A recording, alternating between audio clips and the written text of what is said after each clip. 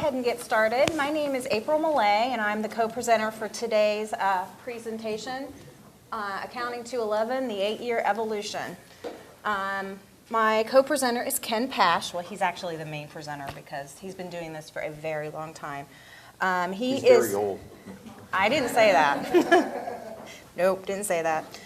Ken Pash is president of the leader development company Key Visions and author of Become the Boss You Always Wanted. He's also an instructor in accounting, which is why we're here. In the Smeal College of Business, Ken's financial background brought him to the accounting faculty, but it is his love of organizational relationships that drives his efforts. Traces of his understanding of human nature and resultant motivations are quite evident in the recently completed revision of the introductory accounting course, which is Accounting 211. In today's session, Ken and I will be walking you through Accounting 211's evolution. Please join me in welcoming Ken Pash. Thanks, April. Well, first of all, I have to thank everybody that's in the room right now for coming here because I figured that the vast majority, if not the entire place, would try to be crammed into 218. Okay? Wow. That was a great opening, I got to tell you. April was watching me furiously scribble notes. I couldn't even do them fast enough to put them into my phone. I had to do it on paper just to try to get things down. The brain was really engaged. I know which picture the MRI would have shown with me this morning, sitting in that presentation. And even my thumb wrestling partner, I think, walked in. Yes, there we are. We were thumb wrestling partners this morning, so this is good stuff. Dedication is the word that comes to mind this morning because why else would you be here on a Saturday? You must be incredibly dedicated people, and I want you to tell you how much I appreciate that. In fact, somebody just walked in the room that I'm going to pick on just a little bit because I want to go back to where this all started. And where this started, I'm not even sure who started this process, to tell you the truth. Because I think we have to give credit. As April read, I run a company called Key Visions. And vision, it's such an important concept. And who were the visionary leaders way back when all this technology was what it was, but had the understanding to hire that guy sitting right over there named Mike Hoffer? Now, I'm not sure I can say this in mixed company, but Mike left us for Ohio State. But even so, Mike had to make the transition, so Mike had to come here for this. So we really appreciate Mike showing up this morning because Mike was the guy that helped me through this whole process, at least at the beginning. And Mike actually had a horrible thing happen to him on the way here. He stopped to get gas. And before he left the gas station, he had to call the police. And he had to report a robbery. To the officer that was taking the note said, "Sir, can you describe the assailant?" He said, "I sure can. It's pump number 6. And so, talk about dedication, taking all this time, taking the effort, the resources that it takes to get here. I want you to know how much I appreciate it because how much time did I give you? How much notice did I give you before we were going to take our first effort and stab at all this? 3 weeks for 14 minutes.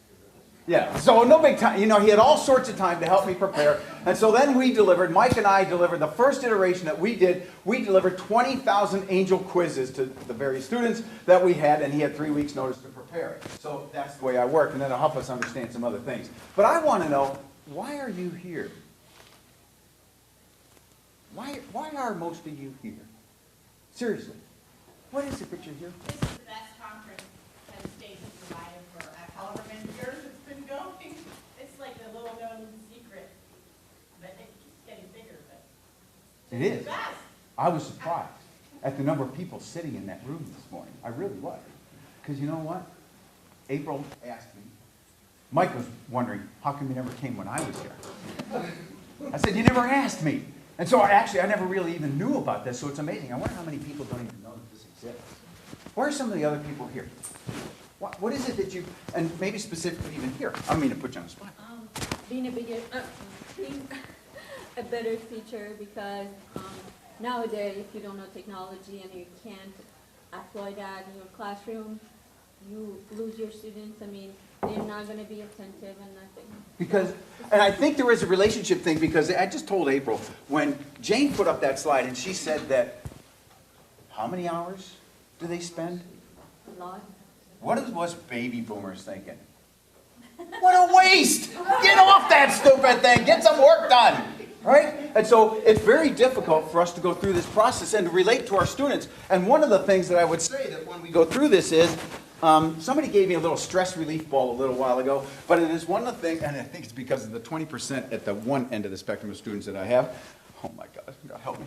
Okay, and so I think it's very difficult for us to really keep our focus on those students who are really here for an education. And so I've actually used my little stress ball thingy as my reminder that I put it on my desk, and I have it as my reminder of who I am really here for and why am I doing this. It is for those students that are here to learn, and how do we best engage them.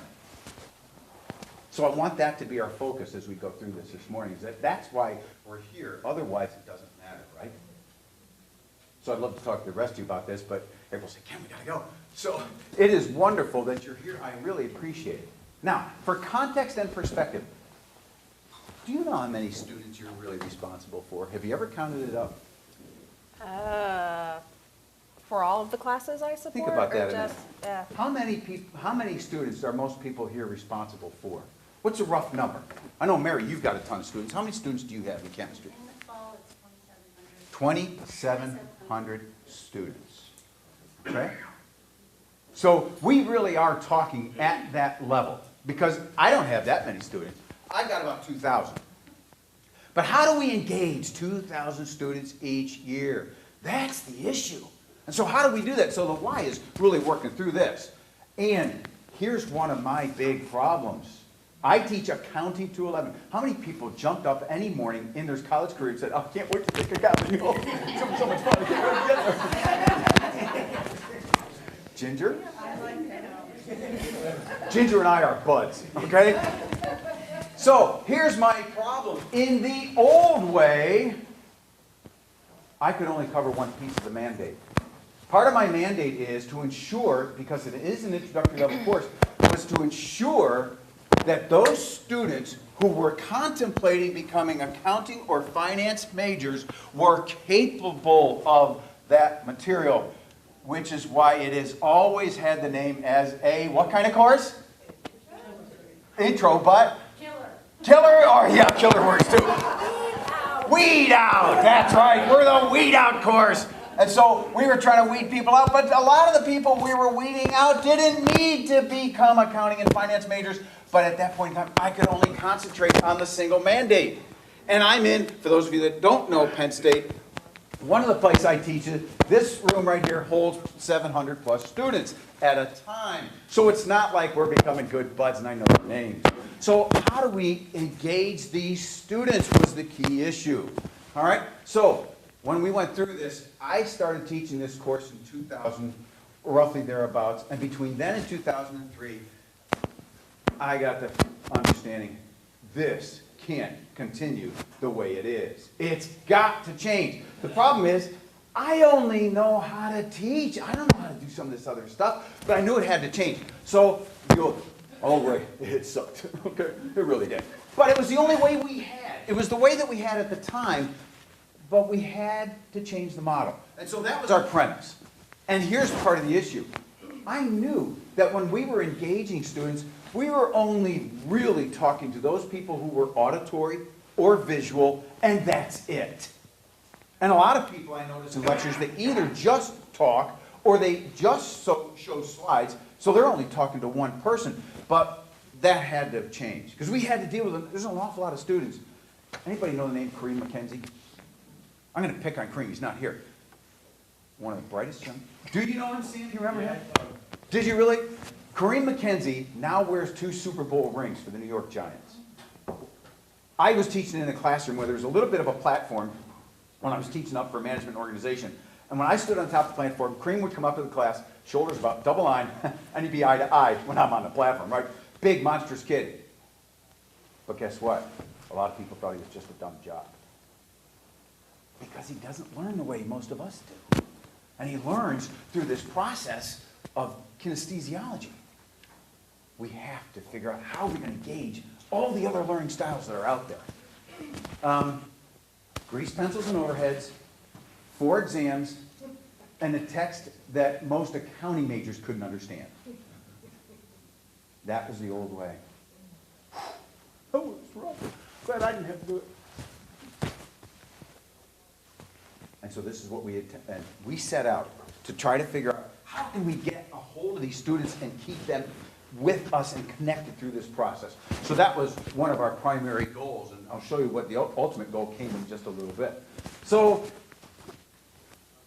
this is not really a good goal, because I can do this very simply.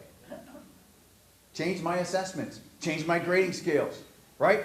That's easy. So I don't want you to think that that was our primary premise. But how else do we measure it in the short term? That's the problem, is this measurement process. Maybe some of you have some better ideas, and I'd love to hear them. That's the problem that we had. We were really killing people. They were having to take the course 2 and 3 times just to get the C that they needed to pass for their major or their minor. Oh, yeah. Oh, boy, let me tell you. I'm glad we didn't have Facebook back then. Well, I can imagine the comments we would have had. Okay, next.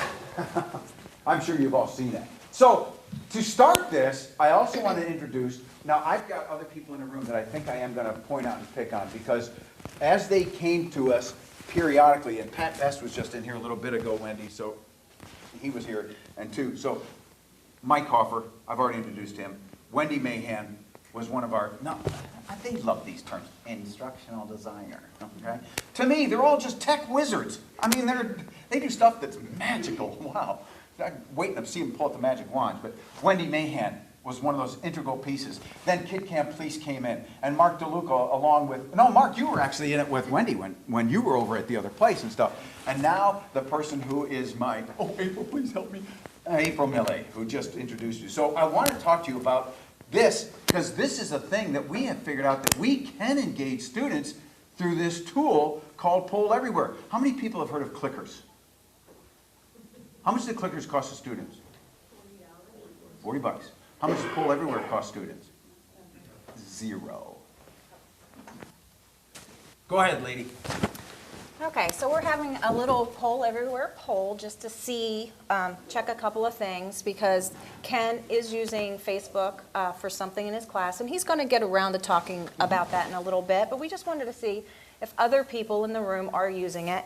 So you can text the code to 37607, and if the answer is yes, 412-445, and if the answer is no, 412-446. So far we've had one person. So if anybody else would like to submit that by text, please go ahead. Okay, we're up to 50-50. All right, we're here. 50-50 here.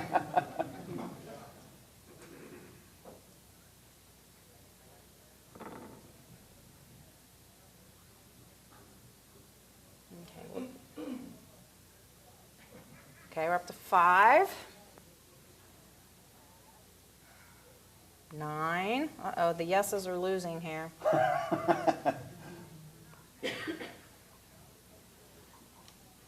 All right, that's good, I think, April, I think so, That's yeah. good. Next. Oh, we're picking up a We're little bit. picking up a little bit Good. there. Whoop, Horse that's race, come I back. tell you how, there you go. Sometimes it takes a couple of seconds for these to calculate. So generally, most of you don't use Facebook in your course. Okay, for those of you that do use Facebook in your course, text how you use it. And then I'll let Ken talk a little bit, and then we'll come back to this one because it might take you a little bit. So the text is 412-480, and then text your message. It's an open, there's not a response. You just need to text however you use it. So for instance, do you friend your students? Do you use a group? Do you just post information on a page that students can go to and look at because they're in Facebook? So that sort of thing.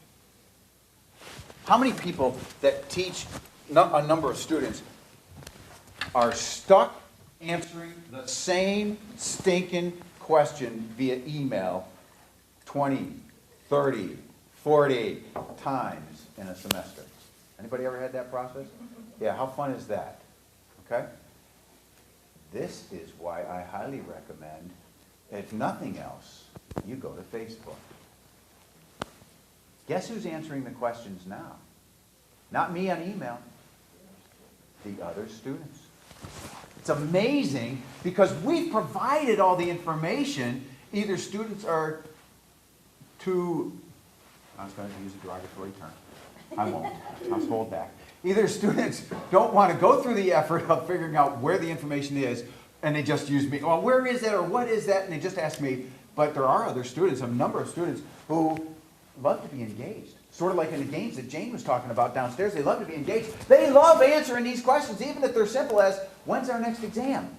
It's amazing how many questions, how many emails I'm not getting anymore. Because other students are asking those questions. And it's amazing some of the discussions that we're getting into in all these processes. It's incredible how many students are answering questions asking questions, and we have dialogue back and forth that is so far beyond the normal processes of the course. Just because we use Facebook. And how many students read email? Have you ever looked at that? Have you ever discussed that? How many? Huh? Maybe once a week. Maybe, and maybe they don't read it at all, and maybe I'm frustrated because I'm ready to startle them because they're not doing what I'm just, but email is our only way of communicating from this point, right? Well, no longer. I highly recommend that if you're not using Facebook right now, it is incredibly simple to set up for your course. But let's talk about, do we have the results of that last poll? I want to go back to that. Oh, We you have the do? results of Okay. that last Yeah. poll, the one, We only had how one. people are using it. Because we only had a couple. Go through. It Oh, didn't go through? There's one here. We have two. No, mine didn't go. Okay, so share work with one another, compete with it for my students' attention during lecture. That's true, too. Yeah. Stay in contact with their groups, and we have a class page. That's exactly what I do. We have it as a class page, and do we require students to use it? No. Do we recommend students use it? Absolutely. Has it helped an incredible number of students stay in contact with us and offer some things they might not otherwise offer? That's one of the things we're finding out, is that only through Facebook are they willing to engage with us and offer some of these pieces that they're comfortable with. And so they'll put it on Facebook because they think they're anonymous. They're not, but they think they are. So I highly recommend you do it. Now, one of the caveats, one of the concerns I have with Facebook is, I have somebody that we'll talk about later that works for me. And one of our PhDs, who is one of our TAs as well, he says, I'm friends with the real Jane. I would highly recommend that you have 2 Facebook accounts. One for class and your own personal, and don't mix the two. Because of just the information and the context and all that other kind of stuff. Highly recommend you use Facebook. Don't recommend you use your personal page, your personal piece, as your identity for your student piece. It'll save you a lot of headache. We found that out. Yeah, sure. When you say the students think they're anonymous, but they're not? Right. Can you explain that? Well, I can't. Because most of them, their picture pops up, right? So, but they've told me, I say, so why wouldn't you email that? I've asked them directly, why wouldn't you email that question, but you did Facebook it? And they say, well, because I don't think you know who I am then. I don't know why. The picture's right there. Their name's right there. I don't know why. But they do. They tell me they feel more anonymous, than, more so than with an email, where they actually send an email. So, that's from them. Strange. Right? So, anyway, all right. There were a number of people who didn't have that vision thing. I think I was one of them. And I think the vision thing that they didn't have was, I thought maybe what we were going to do is we were going to take this car that we call Accounting 211 and take it to the lube shop and just put it up on the rack, lube it, done. Next. We found out that's why we're calling it an evolution. We started out, the first thing Mike and I did was we did this online quizzing. The next thing we did was we started bringing in, Wendy, this is about the time you came in, right? And we started doing any number of things. Do you want to relate anything that you saw at that point in time that you were able to provide to the students that was that much more helpful? I think at that time, we started, using the chat for the TA sessions? Yep. And they actually did pretty well, not all the sessions, but we got a TA that was very comfortable in using the chat system, and it went really well, I thought, for their recitation, those Friday sessions.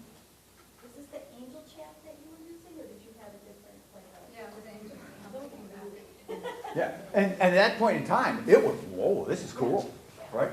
Now it's a little cumbersome, it's a little clunky, right? Just because of what things have happened into technology over the time. Yeah, so when he came in, we started doing some things, but we decided to use what I call the Toyota way, which is just continuous improvement. And that's what I had to learn. I'm always wanting to get things done and move on, but I had to learn that we had to just work this periodically. It had to go for an extended period of time. So our first goal was to improve resources, and that's one of the things that we did. We improved resources by giving them other things. We put some things up on Angel, and we started working through these processes to figure out what's going to work. And we wanted to shrink the class size in such a way that the students didn't feel like a number. We had an input yesterday from a student's mother, who is a graduating senior from SMEO. The student doesn't feel comfortable going to talk to his instructor about how he's doing in the course right now. And so he conveyed that message to his mother, who contacted, how she got me, I have no clue. But, because I'm not the instructor for that course, but it came back to me. Okay? Because the students still feel like they are just one of a billion, and they don't have that connectivity. Of course, then we did some things that I would never do again. Okay, we thought we really shrunk the class size, and maybe we'd throw in some group work. And one of the group works required peer review, and the peer review process stopped the day that we had to call the campus security because the student was literally going after some of the other members of his group who were claiming he didn't work as hard as he thought he had, and he was trying to kill somebody. So anyway, so there are going to be some things that just don't work. The class size is just too big. It's just too broad to do something. So we've got to be careful. Not everything works great. But here's where we started going through some other iterations and some of the things that we were doing. We were adding more things to the online process. We were taking the things that, at this point, what we were doing was duplicating what we were doing in the classroom and trying to give them that opportunity, improve resources. So maybe they missed a lecture. Fine. It's online. Maybe they did this and maybe they did that. So we were running dual channels. I was doing it in class and we were doing it online at the same time. Okay? Now, it did work because the exam scores were increasing. The only metric I know how to measure this is this process, and we do believe that the students were comprehending more. So we kept working through these pieces and making them better. So that's the thing that we did. We published all the lectures and other materials online so that students had access to them any time of day or night. Yeah. It did, in some ways. And in some ways, what we found out was it was okay. In other ways, we had to help students realize that's not okay, because they assumed that they could manage it just through the online process. And so we had to figure out, how do we measure these processes as we go forward? So yeah, there were, like we said, there were some things that we would do differently had we been able to do it from what we know now, as opposed to what we were learning as we were evolving through the process. So it did. Okay. So now, this is where Kit came into the picture. I think this is where your tenure started, right, Kit? And here's what we decided to do. I didn't even know there was a name for this, but now what they call this is, we were going to flip the classroom. Anybody know that name, right? You know? Yeah. We were going to, I didn't even know that was a term. We just decided the logical progression that April and I were talking about, the logical progression as we were going through this was, don't do in the lecture periods, what can be done online. Use the lecture periods for something else.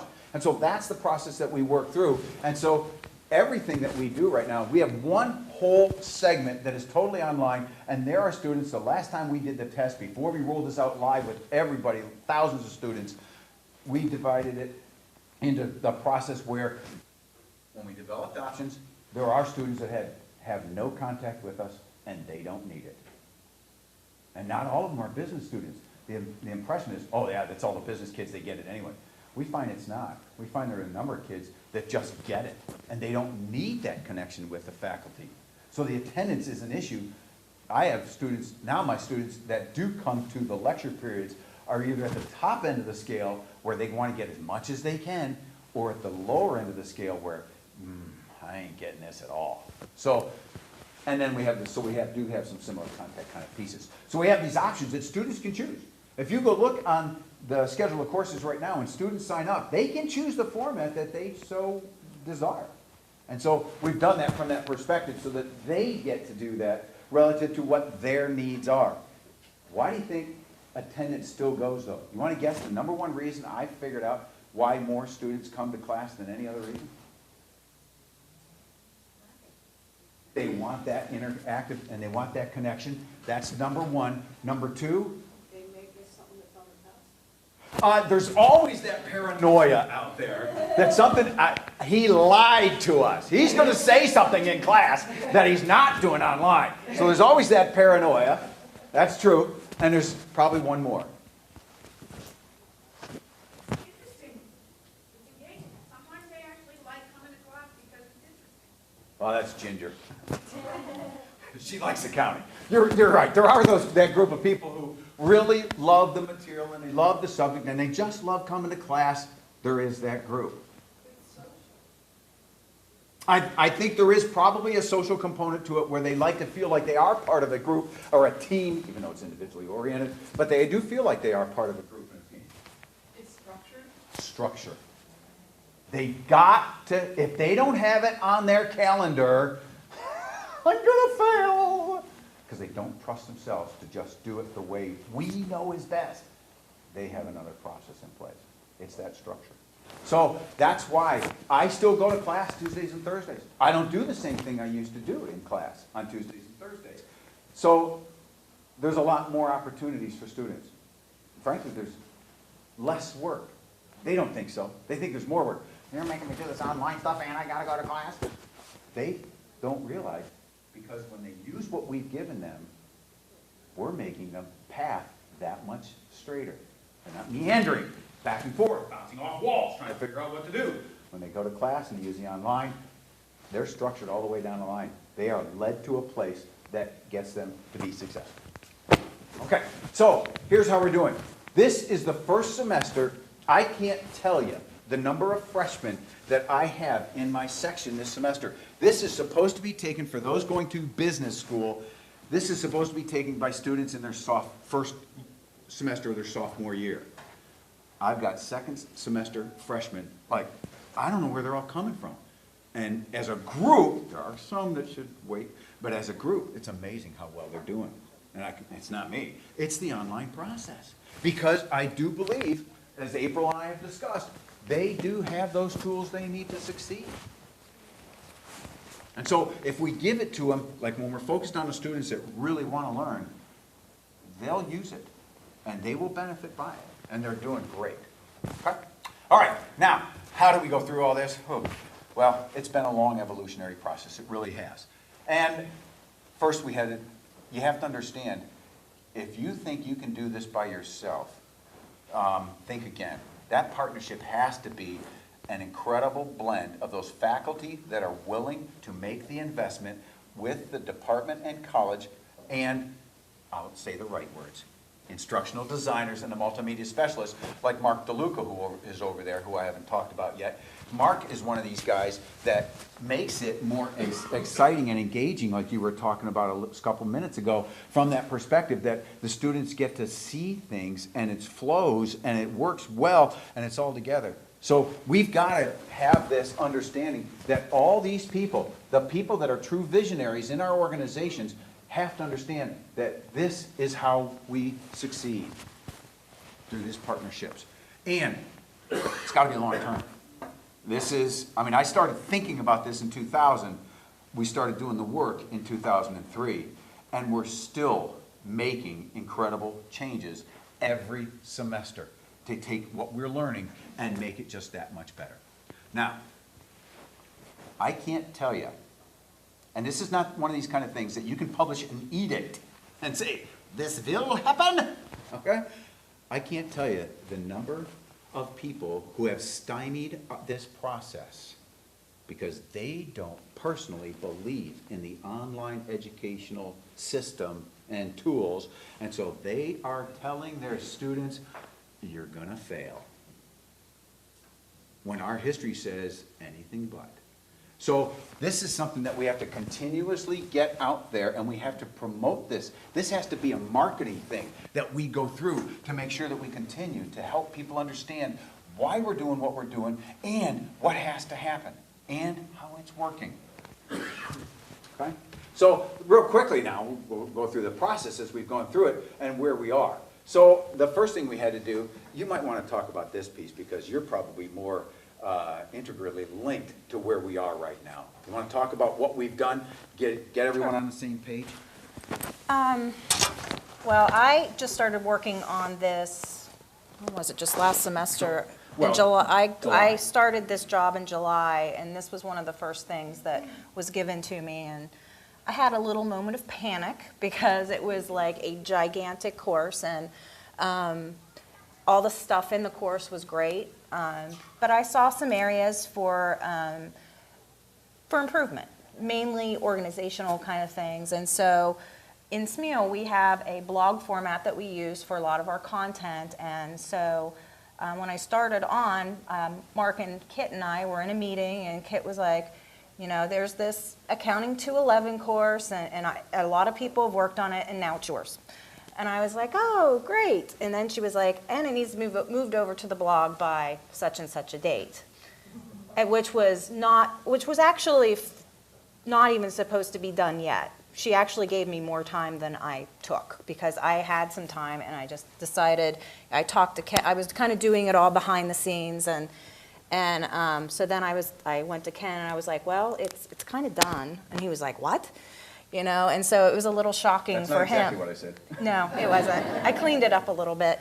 And so, yeah, so we did get all on the same page. We talked to Ken, and he was like, okay, we can try it, you know, because he's all about trying things. And if it doesn't work, you try something else, you know. And so those are the way that we kind of learn lessons. And we don't try things that we know are just going to completely fail, obviously. We try things that are tried and true, and we really kind of get in there and dig around a little bit and see, okay, what kind of issues could happen and those sorts of things. And so we worked together, and so we were all on the same page when we started moving forward. It was decided before I was even hired that this needed to be done, and then it just made sense for me to be the one to do it, so I worked with Ken. One of the main things that we actually did in the course, which was different from what the course had before, because the course had roadmaps, and basically the roadmaps were just an organizational structure within the course that helped students know what they needed to do, because I'll show you the course in Angel so you can see the vastness of the stuff that the students actually have to do. And feedback from students that Ken was getting, all circled around, we know everything's there, but we don't know when we're supposed to be doing things, and they weren't doing things when they were supposed to, so they weren't prepared for the quizzes when they were supposed to be, and they weren't doing the labs when they were supposed to be, and there was just a lot of confusion for some students. Some students, you gave them the stuff and they went right through it. But Ken always talks about the fact that he's got 20% of the class are like superstars, and then there's 60% of the class are just your normal everyday student, and then he's got this other 20%. They probably should not be in this class. So he needed a way to make sure that all of the students in the class had the best opportunity for doing well in the class. So we put together these roadmaps, and I'll show you what they look like here in a little bit, which seem to be helping. I think that you're getting some feedback that, you know, and the best feedback that you can get are less emails and less calls and less confusion from students, and that seems to be a lot less. They do get some stuff whenever we find out that there's problems with things through Facebook. So he'll say, hey, there's something funky going on here, can you check this out? And it's like an instantaneous kind of thing, and then everybody seems happy again on Facebook. So It's amazing how the student frustration has continually decreased from 2003 to today. Yeah. For 2000, really. yeah, he's getting a lot less parent calls. I am. We actually put together a special video for parents, why we're making your students do this kind of video. And then the students can send that out to their parents just in case, you know, when they're complaining about this course. And it's kind of strange that we had to create a video specific for parents, but that is the reality of the students that we're teaching right now, is they are so interlaced with their parents and they're so close to them. And so we rose to the occasion, and we just did that video and sent it out, and it seems to be very well received. And the way that the course was designed before is there was like, you all use Angel, I'm sure. Big, long file structure. There must have been, I don't know, 30 folders in there. And they were all labeled, so you could find your way around in there, no problem. But we decided there had to be a better way to do that, so we decided to use the blog platform that we use for a lot of our supply chain courses, and use that same sort of structure, changed it a little bit, added the roadmaps, massaged it a bit, and it seems to be working out very well. And along that time is when Jane was hired.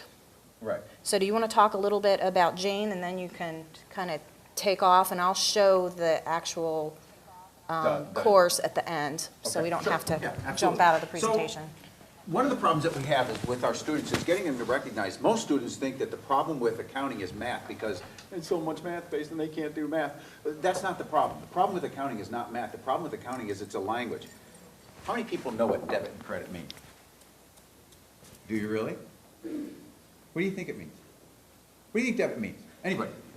Not you, Jen. Positive and negative. Positive and negative? Which one is positive and which one's negative? Debit means left. It sure does. The only thing debit means is left. What does credit mean? It means right. That's all it means. And most people have no clue. No. Debit means what I've got in my wallet, and credit means the other thing I got in my wallet. No, it doesn't. Okay? And so it's this language that we have to get people to understand, is that's what we're really trying to help these people understand. It's a language. And you've got, if you don't understand the language, you cannot be successful in accounting in any way, shape, or form at this level or this level. So you gotta learn the language. So that's what we really try to do, is make sure that they understand. So the publisher, we're using Pearson, one of the sponsors of the program here today, and they have this package. Some of you may have used the My Something Lab package. We love it. Some of it's a pain in the ass, pardon the French. But most of it, the repetitive exercises that the students are allowed to do gets them to a point where they are comfortable with this language. And the math is nothing. They figure that out by using the publishing tools. It's great stuff. So we've also added on this thing called this big picture project. We call it a case study. That's a pretty optimistic term. But we have this big picture project now where they can see how it all works together, because my problem is I got to teach it in chunks. I can't teach the whole process unless I have it for a whole week, 3 hours a day for a whole week. But even then, I can't teach the whole process, and so we have to break it up. So this thing allows them to see the whole process. And it's amazing how many students say, that makes sense now. I didn't get it when we were doing this, but now I get it. So we're able to do this that we couldn't do before. We also developed these things that our old department chair affectionately termed the show. We have brought in, anybody know the name Sam Piazza? Some of you may know that name. He used to, when he's not running PwC, he's at Davos for the World Economic Forum. He was Dr. Spander's guest for a game last fall. Okay, we had that level of people that were coming in to help answer questions for students that are related to the topic, but over and above the topic from an application perspective that we can now do. And we have one for every week of the course. It's not required. But for those students where the next thing on here, this is probably the only business course they get. And so we're giving them the opportunity to learn so much more about business and to connect with these other people who are Penn State related in some way now, to help them understand that they have a part of this process, because most of these people are going to be hiring our students. It just makes sense for them to help our students understand what they do better. So any number of things that we do. Okay? So when we get to, did we go past the student support liaison slide though? Oh no, sorry. I guess I missed it. Go ahead. Yeah, next one. Well, Let's why don't you go ahead and talk about? Well, it's on here, it's on the slide, Okay. I know. The next Okay. one, I think. I think it's one of the next ones. So, when we're going through this, this is what we're trying to do, right? Because this is how we measure it. And the way we've measured this one is, let's see where we were when we started this process. Maybe a C minus, and pass rate, maybe 70%, if we reduce the standards enough to pick up at least 70% and give them a C. Okay, that's where we are now. I think that says it all. The next one is most important. We'll probably make the course a little bit harder. And we're still at that level. Online education work? I'm convinced. I'm a convert. I really do believe it works. It's incredible. But here's part of the problem. Go to the next one, because guess what? Some of the students get it, but we have that 20%. They're probably not gonna get it no matter what we do. I can't worry about them. I'm sorry, I can't. I've got 2,000 students. I can only worry about those that are really interested. Some students that they don't understand it, they don't appreciate it. Sorry, they're wasting people's money, effort, time. Oh, some people call this Angel, not me. How many times have we had this semester where we've loaded things into Angel and we go back? It's gone. What happened? I have no clue. Okay, so the system does need help. What are we going to do next? We're really trying to improve communication, and the first thing that we've done has nothing to do with the technology, but it has everything to do with the students.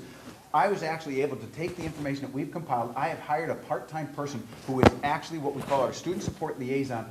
She is that now connection. We affectionately use this. She's mom, I'm dad. And so the students go to her because they know they can talk to her about anything. She has no clue of what I'm saying in class. She's not a content person. She is helping these students get from A to B. And I'm telling you, for the few dollars we are spending on this process, the rewards to the university, to the college, to the department, to the students is, to me, is unbelievable. So think about some of these things that you can do, like email. It's dead. Do we still have to use it? Yeah, because I don't know where to do some of these big picture things. But Facebook is really helping in a big way. Poll everywhere. Highly recommend you look at this. And we're already asking our students to spend an awful lot on our textbooks and this My Accounting Lab kind of stuff that we're using. I don't like asking them to spend it, and I'm one of the first places they would do it because I'm an intro course. I don't like asking them to spend another $40 for clickers. They don't need it. The labs are using this poll everywhere. Students are engaged. They love it. They love being part of it. They love the pedagogy of it. It has them talking back and forth and learning. Oh, it's incredible stuff. And so this is where we really are, and this is what you probably should go do next, right? Yes. Show them the course from here? Yeah. Because I think that's where we are. And we are running out of time, so. We are, but I'll be really quick with, oh, what the? Come on. All right, I'll just. while April's bringing that up, anybody have any questions that they want to go through? Things you want to ask that you say, boy, how would you start this? Where would you go? What would you do? Anything. It's fair game. Yeah. Sure. Piazza. Are you using Piazza too? We have started to look at Piazza. For those who've had it, I think there is some potential to it. I really do. Some of the things that we've seen so far, there might be some potential. I agree with you. We haven't employed it yet, but. There's an angel discussion board, Right. but it's not perfect, you know. Yeah, I don't know that if anything Facebook's is. better or not, that would be good, if you use both, you could compare the two. You know one of the things I'm using Facebook for? I'm using it, we were going to use this Harvard package that we were looking at to get good input for our reviews for our exams. I'm using Facebook as polls. I publish something that, I let students publish things that they, hey, in a review, could you cover? And then the other students just like. Okay, and it's an incredible tool for just getting reviews so that you can figure out, what do I concentrate on in the review? I can't do the whole semester, the whole block in an hour, but I can concentrate on the thing they want me to concentrate on. Facebook works wonders for that. Go, April. Okay, so this is the content in the blog, and we use our own version of movable type. So each week has its own page, and all of the content that the students need for that week is provided on that page, learning objectives. This is the roadmap I was telling you. So we let students know on Wednesday, this is what you should be doing, because Ken has a, what's your cycle again? Wednesday, Tuesday. Wednesday to Tuesday cycle for his course. So we just give them all of their assignments, what they should be doing, and it's pretty self-explanatory. Students can print this off if they want to, and they have like a little cheat sheet for their assignments. If there's anything with the quizzes that's a little funky, Ken puts some little issues in there so they can make sure that when they go to take the weekly quiz, they know what they're doing, you know, so they don't have that language barrier, I guess is kind of what that is. Tools and resources, we have his lecture here. The show videos he was talking about are here. Any helpful documents that the students might need to actually use the course are provided there. PowerPoints for the week. and then the key terms, because, you know, as Ken said, basically Accounting 211 is a language course. They're learning the language of business. The weekly wrap-up is here, and then we have some of the supplemental resources. There's a flashcard game in there, as well as the Language Builder podcast. So as you can see, it's all provided there, and then, you know, if they need to go back into Angel, they just click the back button a couple of times, because I was messing around there, and then this is where any of the extra things are. So when they need help from their instructional team, that's there, the accounting lab information. So it's all, you know, fairly organized, and I'll give you a quick view of what Accounting 211 was like. And don't get me wrong, it was completely usable. It's just, it had a lot more folders in it. But it was very well organized, and students did know what they were doing. We just decided that to kind of freshen it up a little bit. So that is what that looks like. And then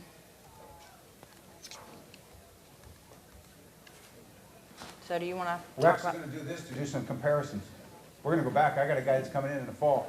He's going to actually go back and teach it the old way, just so that we can compare and see what happens. I know what's going to happen, but we're going to try it. We've had a number of people that wanted to try it, okay? I gave you this opportunity before. I'll give you one more shot. Well, I want to do one more thing, and that's one. Oh, I'm sorry. I missed it. The city did for parents, how did you distribute them? We tried to distribute directly. We were stymied in that effort as well. So the only way we could do that was to give it to the students and ask them to give that to their parents. Like, did you email it to the students, or? We did a number of things. We emailed it, we put it on Angel, we did a couple other things. And, you know, we're hoping it gets out there. Give it to the parents. And we did that Give too. the big cap it, advisors, if you give it to advisors in your college or whoever's most likely, give them information, say, here, can you give this to parents at big cap? But especially for us as introductory students, I know the advisors that they would do that, they would give parents whatever information that I want them to give, so. Why not use YouTube for it? Use what? YouTube for it. If it's a video, why not upload it to YouTube? I guess we could do that, couldn't we? Sure. Then everybody could get it, then I could send my parents to it and say, this is like that. Would you do Sure. that? Absolutely. That'd be great. How long a video is it? 3 hours. It's about 10 minutes. Actually, it might go a long way in helping me get some of the support that I need to accomplish this with my faculty on here. This is supposed to be a collaborative effort, right? If you could put that video on, that would I don't see a problem with that, do you, Mark? Do you have anywhere like that, like a screenshot or anything of the kinds of things that you have on your Angel page, like how that's set up? I mean, obviously you don't want to give everybody access to your Angel class, but. Eileen knows my information. I can send you some stuff. Yeah, you can reach me at azs2@psu.edu if anybody does want, you know, to see what we did a little more AZS2. And I can, you know, talk to you for a few minutes and kind of give you a little demonstration. Well, I think we've got other people coming into the room, so I think we should vacate. And thank you, everybody. But really, yeah, I want to thank the people that were my help in here, starting with Mike and Wendy and the other people. There's some people that weren't in here today, Kit and Mark, and now especially April. I thank you all, and I thank the rest of you for attending so that hopefully we can collaborate in some of these efforts and make it that much better. Good luck to you folks. Have a great day.